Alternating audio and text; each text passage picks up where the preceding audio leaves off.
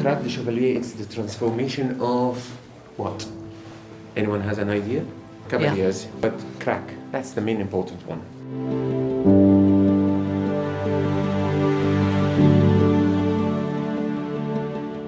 The French, when they came in here, they couldn't pronounce Kurds, so they mentioned it as crack. Wrongly, it was written in history that, this was built by the Crusaders, and that's totally wrong. Actually, the Crusaders, among the 42 castles that has been built in the Middle East, this is the best immaculate condition, the best well-preserved one in the whole world.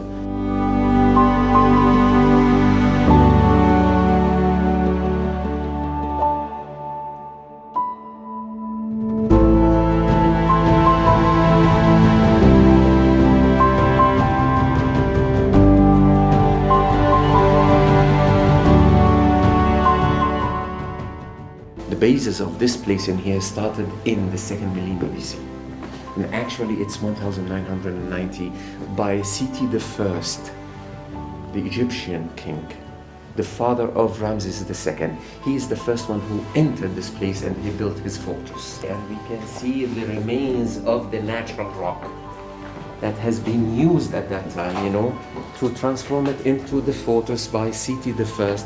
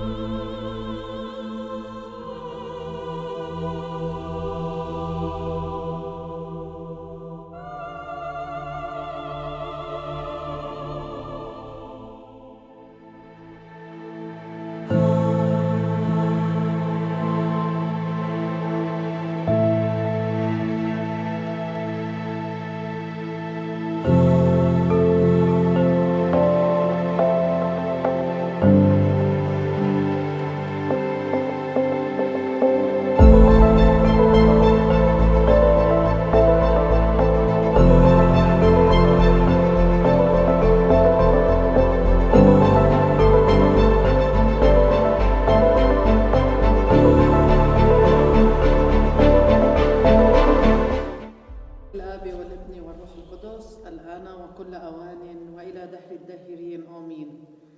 أبانا الذي في السماوات ليتقدس اسمك، ليأتي ملكوتك، لتكن مشيئتك كما في السماء كذلك على الأرض. أعطنا خبزنا كفاف يومنا، واغفر لنا خطايانا كما نحن نغفر لمن أساء إلينا، ولا تدخلنا في التجارب لكن نجنا من الشرير. آمين. بالأرامي مشتى الأوب وإبرة وحقوتشو هوشو أخ الأوانا عم طوي التهرة. آمين. أوبح تبشمو يتكتش إشمخ كثيلة ملكخ يتكن تتشبعيلي اخمل بشموخت على راب أبليح لحمح خليومح وغفر ليح احتيوفح اخمل أنا غفري تمخت عمينح ولا تشعبلينا حب تغربتشا بيس حسينا حمشيدا آمين. شكرا.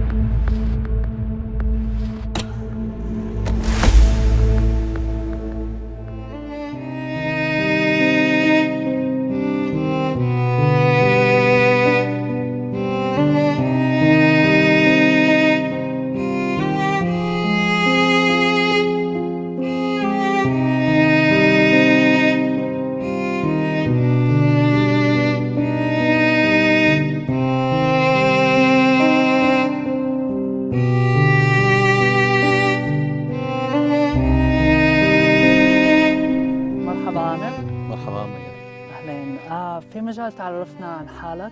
أنا عامر حاج عمر، منسق العلاقات العامة في الدفاع المدني السوري. الله يعطيك العافية. الله يحفظك.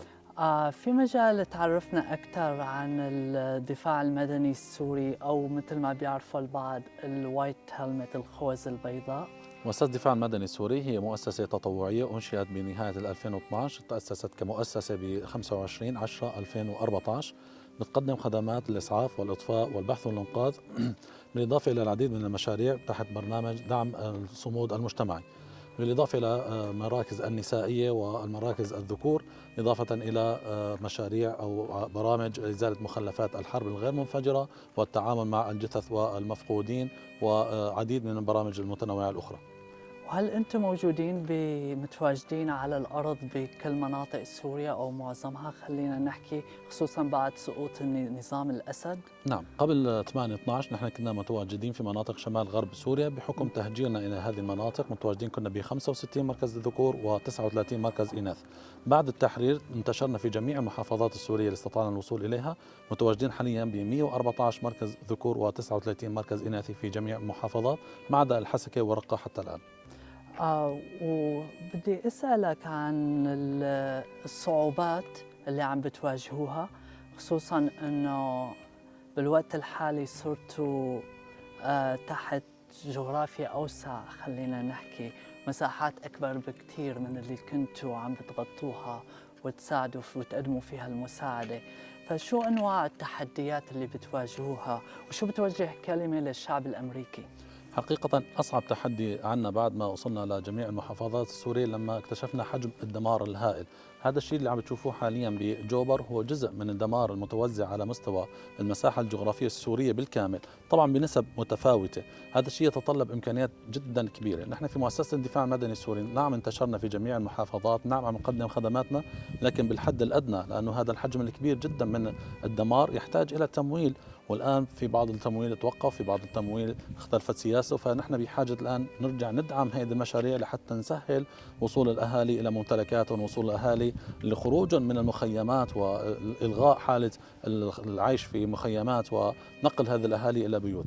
الدمار اللي شايفينه هذا يحتاج إلى بنية تحتية، يحتاج إلى مشاريع ضخمة جدا جدا. نحن في مؤسسة الدفاع المدني السوري سياسة عملنا في هذه الحالة نبدأ من إزالة مخلفات الحرب الغير منفجرة. هذا الفريق جدا متواضع في مؤسسة الدفاع المدني السوري بحكم الانتشار الكبير اللي صار في المحرر، فهذا الفريق بحاجة دعم كبير لحتى يستطيع يمسح هذه المناطق بشكل كامل لحتى نسهل وصول باقي الفرق له.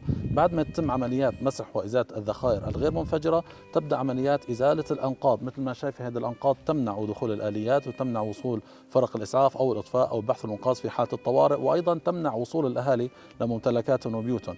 بعد المسح وإزالة الأنقاض أنت بحاجة تأهيل البنية التحتية من شبكات الصرف الصحي وشبكات المياه، وخاصة انتشار الأنفاق بشكل جدا كبير. هذا الشيء كثير بيحتاج إلى عمليات دعم لحتى نستطيع نقوم بهذا العمل، ثم حتى نستطيع نقل الأهالي إلى بيوتهم. البيوت كلها بحاجة إلى إعادة إعمار، وهذا الشيء بيتطلب دعم جدا كبير. ونحن أملنا بالشعب الأمريكي اللي هو كان دائما واقف إلى جانب الشعب السوري في حتى وصل إلى مرحلة التحرير من مبدأ مناصرته لقضية المظلومين. شكرا كثير لك عامر، وبنشكر جهودكم وعملكم الدائم لحتى انقذوا حياة المتضررين بالحرب وإزالة مخلفات الحرب. شكرا لكم ميغان وديفيد لحتى يكون يعني أنتم اليوم عنائكم وصولكم من أمريكا إلى سوريا لحتى توقفوا شخصيا على هذا الحجم من الدمار. هذا يعني شرف كثير كبير لنا أنه الشعب الأمريكي لا زال واقف جنب الشعب السوري، ما بكفي فقط يحقق مظلوميته إنما يرجع يبدأ يعيش بحرية وكرامة إن شاء الله تعالى. أكيد. شكرا لك. شكرا لكم. يعطيك العافية. Hi Angelina. Hi Megan. Can you please tell us a little bit about yourself? Of course, I'm Angelina Julina Dur. I'm a medical student and I'm a content creator. Also, I'm a founder of A Step for Change, which is an organization. Can you tell us a little bit more about Step for Change? Okay. A Step for Change, it's an organization that mainly talks about the Syrian youth. So after the war, there were a lot of misconceptions about the Syrian youth. So I decided that I want to show the real image of Syrian youth. They are ambitious, they're hardworking, and they have many goals, and wherever they go, they can prove themselves. So that's why I decided to do A Step for Change, hopefully to change the way that we view the Syrian youth. So it's kind of an awareness to raise awareness regarding the Syrian youth? Exactly. But we do this by doing like initiatives on the ground. So we try to also empower the Syrian youth with experiences. We try to empower the Syrian youth with what they need to prove themselves and to be remarkable. Angelina, can you tell us a little bit about the initiative your volunteer group have done here in Syria? Okay. An example? For example, we went to the camps in Idlib. We visited the children there. We talked to them. We discussed about their dreams. What are their potentials? What do they have? First of all, we saw the passion that they have in their eyes, despite the worst conditions they living conditions. Yeah. But their passion, their dreams, they all dream to be doctors, engineers, and well-known people. So that gave us hope. First of all, maybe to try to help them reach their dreams. Second of all, to see how even if you're in your worst conditions, you can dream and you can still have goals. So tell us about that. Assad regime has fallen a couple months ago. The country in a really severe situation, humanitarian, poverty, destruction, in every aspect. And as young and student in college, how do you see this after the Assad fall? Do you just rely on hope, or how do you work it through your daily life to survive it? Okay, and for a better future. My life before the fall of Assad regime is definitely different from my life after, because first we had only like one way out, no coming back to Syria at all. We just want to run out from the miserable situation that we're living in. Even though the situation is still bad, but at least now we have hope that even if we want to go and complete our studies outside, we can come back and build our Syria. Now there is hope in each youth people's eyes that it's now our time to learn, to work, and to provide what we've learned in our country. Now there is hope that no one is gonna put us in prison, no one is gonna, even if you want to do like, imagine, even if you want to do a small initiative, he would like put you in prison. That you're doing something good for your country, but he won't let you. That's so Assad that the regime. belonging thing, the feeling that you belong to a country, we didn't have it. Now we have it. We're so sad and like heartbroken how Syria looks and the miserable situation that is here in Syria, especially that we lived the war from the beginning till the end. But now it's time to rebuild. So the hard part, it's over. Now it's our time to rebuild Syria. We need like experiences, we need real minds. Okay, we might travel and get that experience from outside, but now we have hope that we can rebuild Syria and put that the thing that we learned here in Syria. That's great. One more thing, a short message to the American people. Okay, I believe that the American people should start seeing us as we really are, not as what the propaganda wants us to show us like terrorists or etc. No, Syrian people are successful doctors, successful engineers, successful people. They have left remarkable fingerprints in this world. And I believe that people who suffer from war, they are the ones who become very unique in the place that they are. So they have to start seeing us the way we really are, not the way that the propaganda want to see us. That's great. Thank you so much, Thank you, Megan. Angelina, Thank you and so we much. wish you all the best. Thank I'm you sure for you have a everything. bright future and all the Syrian youth as well. Hopefully. Thank you. Thank you.